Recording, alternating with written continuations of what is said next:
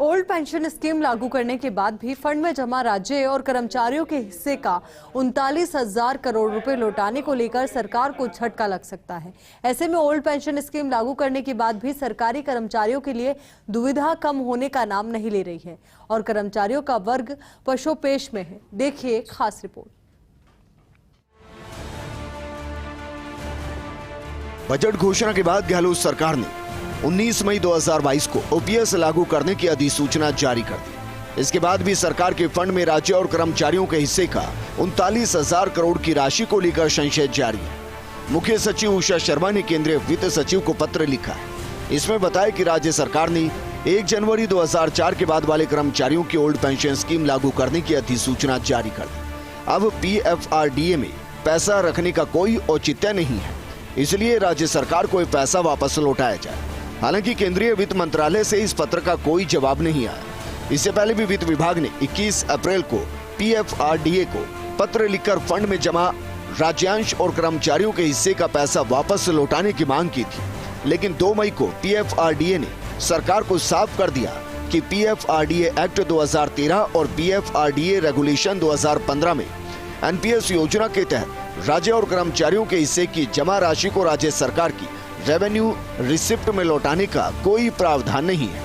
बता दें कि pension fund regulatory and development authority bill को पिछले साल 24 मार्च को लोकसभा में पेश किया गया था।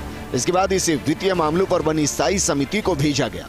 सरकार ने 2005 में भी इसी तरह का बिल पेश किया था। इस बिल के जरिए केंद्र राज्यों के पेंशन फंड के राज्य और कर्मचारियों के हिस्से की राशि को रेगुलेट करती है। वहीं राजस्थान राज्य कर्मचारी संयुक्त महासंघ ने पीएफआरडीए बिल को संसद में निरस्त करने की मांग की है और इसको लेकर राष्ट्रव्यापी आंदोलन की रणनीति बना चुका है। कर्मचारी संघों की मांग है कि राजस्थान में पुरानी पेंशन योजना स्थायी रूप से लागू रह सके, साथ ही पूरे देश में एनपीएस के स्थान पर पुरानी पेंशन योजना लागू हो। इसके लिए जरूरी है कि संसद से पीएफआरडीए बिल निरस्त किया जाए, क्योंकि प्रदेश में अगर सरकार बदली तो जरूरी नहीं कि अगली सरकार ओल्ड पेंशन स्कीम को लागू रखे।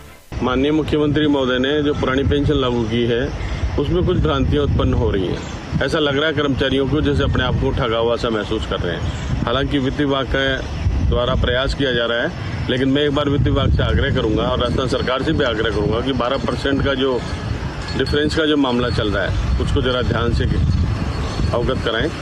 और मैं तो ये भी कहना चाहूँगा कि कर्मचारी प्रतिनिधियों को बुला करके या आम कर्मचारी विज्ञापन के माध्यम से भ्रांतियां दूर की जानी चाहिए। दरअसल प्रदेश के 5 लाख से ज्यादा कर्मचारी ओल्ड पेंशन स्कीम लागू होने के बाद काफी खुश हुए थे, लेकिन इसके साथ ही तरह तरह के सवाल उठते रहे।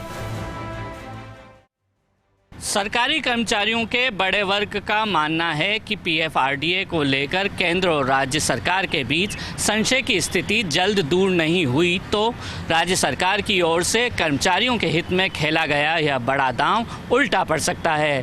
कैमरा पर्सन इकबाल के साथ Ruturaj Sharma, first India news, Jaipur.